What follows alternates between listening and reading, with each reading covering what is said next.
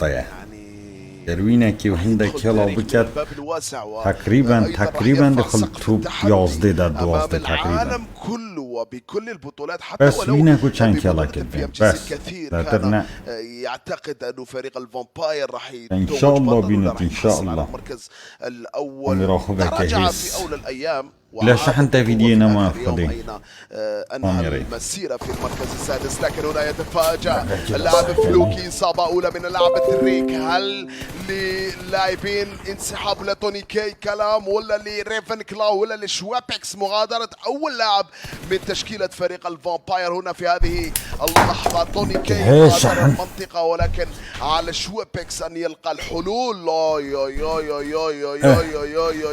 الفا 7 يهجم، الفا 7 يتدخل، والفا 7 مليون جومكي بوش شوي كردي افشبه قاسي هذا الاقصاء في افريكا حتصعد الشاشة حفتي قاسيه. هذه الشبار وشي شاشرومات يعني جاجر وينكي دو بينن دي جلا بوش خمس مباريات باقي. لا يزال الامل ولا بعمل تزال هيبية فرصه تشتكي بوش جدر كابت تشتكي بوش ان شاء الله. لهذه التشكيله من اجل تحقيق مشاورينا اي كرد ايضا هذا مشاوري هوينا ما قلت بديه جبدان جلا بوش منطقه افريقيا اولا ومنطقه الشرق الاوسط وافريقيا طبعا. يستوجي واي جي ار البطوله هنا سيلاس من فريق الاس 2 جي مع ايضا كالسي اشتباك مع فريق اليونغون جالاكتيكوس. كيوت لوكي هنا يصاب بملعب سايلس مباشرة. يحاول سيلاس أن يتدخل على اللاعب الثاني. ممكن يكون من الطرفين، ممكن يكون تدخل من اللاعب رومي بوي سوبر أندري أيضا بنيد، وبعدها مباشرة تدخل. يعني نقول أنه السيطرة تامة بمنطقة بارادايز من فريق الاس 2 جي اس 2 جي اس 2 جي. هذا الفريق اللي دائما ما يبدع بمنطقة البارادايس. يتقدم رئيس، يضغط على لاعب ريمو بوي، يسقط ريمو بوي، يتبقى اخر لاعب من اللي هو لاعب ميرانتا ينسحب، يحاول ان يغادر ليكون حاضر على المركز السادس عشر، وبحاله ليست هي الافضل مجبر على الانسحاب من هذه النقطة، مجبر على الخروج من هذه النقطة، الذهاب الى منطقة مختلفة. والاس 2 جي بقيادة سايلس يتحصل على هذه المباراة ويكون خارجا من هذه المنطقة بكل اريحية. نتحدث عن سايلس وكالسي، هذا اللاعب اللي مشواره او ياريا شاري نزيك ده كان نشاري دو شاري نزيك تابر زور بقوته. الامور الماديه كانت لهموس لحكام بقوته 22 يرتابر كليد ده كاو التوا 22 ومن خلال 498 يوم تحصل على $207,000 يوسف. هذا الكلام لك انت اللي تسمعني وانت اللي قاعد بستيج. اللاعب اللي عنده طموح اسمع سنايبر بكارنين بس ميرا ما سنايبر الى هذه المعلومه. لاعب من 2021 من شهر الثامن ليرانجل وجيغانا همو يعني ما صار عندنا سنتين احنا الى الان قرابه ال 498 يوم فقط يعني احتاج لكي يجمع $207,000. الله لو قسمناها على عدد الايام يوسف لحية اس ام جي زور بكوت $415 باليوم. واو معدل استثنائي يحققه هذا الفريق. هنا رأيت بمحاولة تدخل. يلا هي سيكتور، يلا والله وابزان ملازون ده. كان لنا لقاء مع صبيحة اليوم ويبدو برستيج جاهز، يبدو برستيج موجود لرفع التحديات. نعم برستيج موجود يا سادة، برستيج ارجع يا سادة، برستيج يقصي لاعبين أصبر كم أمريكا خرطش دينا جورين ها سحكي ويجمع النقاط تيمورا كامبينش فالكون منافسة جلا قوية بويكي لو تفعلها يا برستيج صادو تلوسي بلقاف كي تيمو ايكي صادو تلوسي ايك نفرتنش وما وجابه وكل العرب معاك وكل القلوب معاك. هذا تيمو ايكي طبعا اگر ديور اس في جيمي وين اينا وهندا كيلكرن وافا زيكو مرن افا طبعا ايك نفري موي افا وين جي خلاص. اگر في بي اي اگر ديور اس وين اينا دبتا توبيك افريكا انجام همي دينا گورين بجامعت ويت اوي كردجي انجام خوب گور افريكا همي تش دينا گورين جماعت همي تش يلا اوي كرد هواجي بينين بينا گورين سوانت هوينا حطو مرني خوهين ببناية 19 تيمين بناية 19 ام هاد عمار ام هاد سوانت هوينا تشتاقي بخنا كان خم أبجار أنا جارك إن هر باشترينت منا إن باشترينت دهوكينا إن باشترينت كردستاننا إن باشترينت عراق همينا ودي هر من باشترينو إن شاء الله برا باشتر أبجار هكا وشنا كده دارا بيدي باشتر كان إن شاء الله نتمنى أن يبين هذا الفريق الليلة هشمونين إنها ما دنجي خداها مش سهل ومش بيديهم مش بيدينا يعني خلينا ان شاء الله يكون التوفيق حليفهم يوسف ونكتشف ذلك معنا. الله يكرت ان شاء الله يكون التوفيق حليفهم.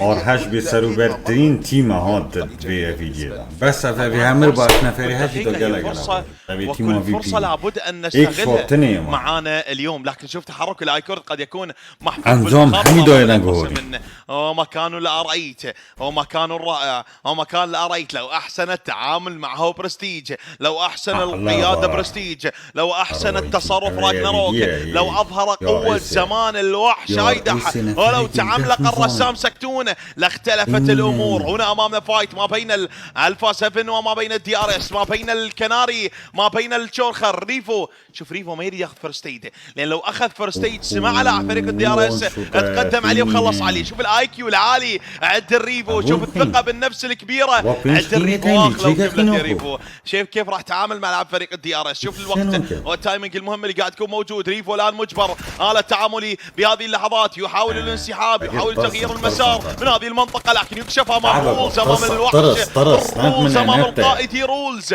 وتنتهي مهمة الريفو بهذه المباراة. دي ار اس لا يكلون لا يملون، من القوة لا يتعبون، من المحاولات لا يتعبون، وللتقدم يحاولون. هنا الدي ار اس المجنون وهنا النيباليون. كيلر وايت يا علي لاعب فريق الايكورد هل سيتصدر لاعب فريق الدي ار اس؟ وصلت الاخبار يوسف، وصلت الاخبار انه فريق الفامباير يعاني، انه فريق الفامباير بلاعب واحد يريد يستغل هاي الفرصه. من يريد يستغلها لاعبي فريق الدي ار اس، يريد يستغلها رولز، يريد يستمر كام في بي. من لاعب كيلر وايتي يريد ان يصل الى 38 انصالي كي يتحصل على $10,000. بينسو امام اللاعبين من الجي جي، وغادر الجي جي تتجمد النقاط. جماعة تلافونات جي جي صوتي بو فرصه رائعه للدي كي، جي جي يا جماعة فرصه جميله جدا حتى لفريق الاي كيو. يتحصل على الاقصاء السادس يوسف، 6 نقاط للالفا 7 بهذه المباراة، ويغادر المتصدر،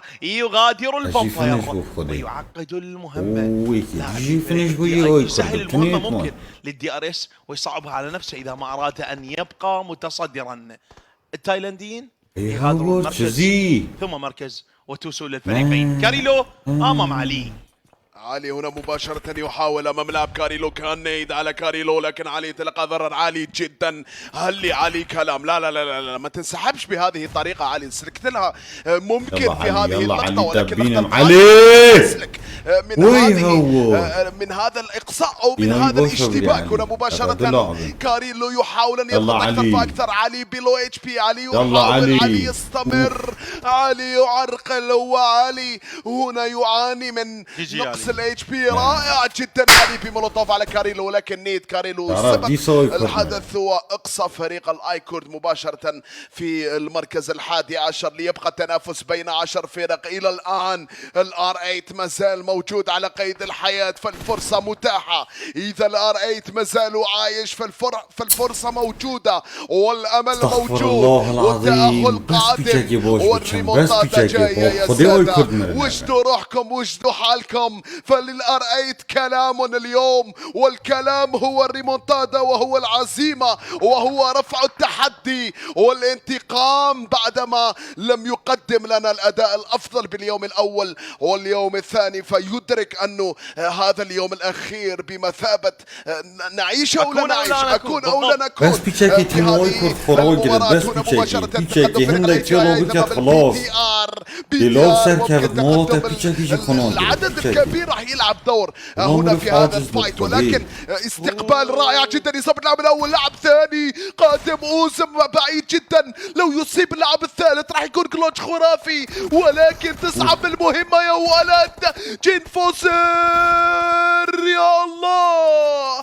عرق للفريق وحده، والاي جي 8 ينتظر المساعدة من اوزم ولكن المساعدة لم توصل، وهنا هذا اللاعب ممكن انه ينهي الامر. يا الله، فلاك هنا مباشرة يقصي تشكيلة فريق البي تي ار بالمركز الرابع عشر او بالمركز التاسع عفوا، ولكن هذا كان بعد خسارة لاعبين S2G بتسجيل اقصاء اول، وهذه كانت اعادة وكانت اعادة طريقة اقصاء هذا اللاعبين وهذا الفريق. هنا نتكلم عن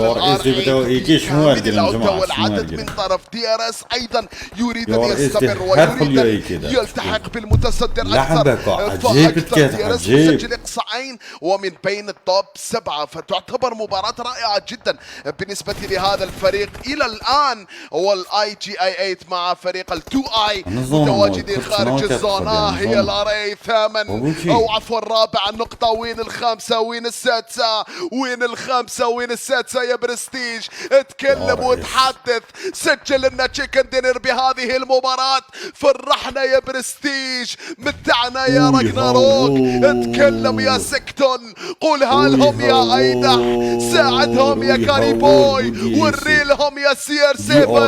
فللاريت عودة الليلة يا سادة، للاريت عودة هامسك في 7 هردو دزيم هردو دزيم شارع ووزدك يلا تكرين استوجي وبتركيز وبروعة وبقوة. الله عليك يا برستيج، الله يا برستيج، رائع جدا في هذه المباراة، رائع جدا بهذه المهارات. هنا جيونتي لا يجب ان يوقف فريق الاستوجي، لابد هذا هو السيناريو اللي يخدم فريق الاريت مباشرة على الاستوجي ان يقصى. 12 اقصاء بجانب فريق الاستوجي، اذا وصل بهذه المباراة فسيصعب الامر بالنسبة لفريق الاريت. فعلى DRS ان يوقف هذه التشكيلة. هنا نيد رائع يسجل. احنا ما لناش بتنافس الصدارة، احنا اللي يهمنا هو تنافس الانتهاء، هو تأهل الاريت وايضا انتهاء الايكون واستمرار فريق الفالكون. نتابع هذه اللحظات المتعة مع بعض ولكن جيانتي في الاستقبال. لاعب سولو هذا مش سهل، هذا اللاعب سولو حتى ولو نقول انه الزون ما يخدموش، ولكن كل شيء ممكن. عامسك باصابة اولى على فريق الاريت، اصابة راجناروك وايضا برستيج ايضا سريع ارجع وامن ريفايف. خلاص مشى الاريت او عفوا مشى الاس2جي، فعلى فريق الاريت ان يؤمن ريفايف ويعود ب4 لاعبين. العبوا بالقلب يا اولاد، العبوا بالقلب يا الاريت، العب بالقلب يا الازرق. هنا محطة العودة بالقلب، ليس بالاداء، بالروح، ليس بالاداء. كل الجماهير تستحق والاريت يستحق، و22 بلد عربي يستحق وينتظر منكم عودة. هذا الاريت برباعي، هل يستطيع الاريت بهذه المباراة؟ DRS يتعملق على لاعبي فريق الدي بي ال، على الباريل، على الدوناس. كازيمارو يعاني من دمج عالي من هناك. يظهر جيانتي يتقدم الكيلر واي تي. هل من نقطة للاريت في هذه المباراة؟ هو سكتون سبع أبطال الاريت، فمن مسويها يا سكتون؟ اريت لا تضيعوا هذه الفرصة، لا تفرطوا بفرصة العودة، لا تفرطوا ب22 نقطة. ستنقل واقع هذا الفريق وستدخله بقوة ويدفع معنوية، هيروح حتى الجماهير تهتف، حتى القلوب ترجع من جديد. اوزاسيان خلصت وما تكمل المباراة، خلاص خلصت مهمة اوزاسيان بهذه المباراة. يتبقى الاريت 4-4 وهو ايضا يسقط اول لاعب ويتحصل على النقطة. الباكو ازرق يظهر بقوة بالمباراة.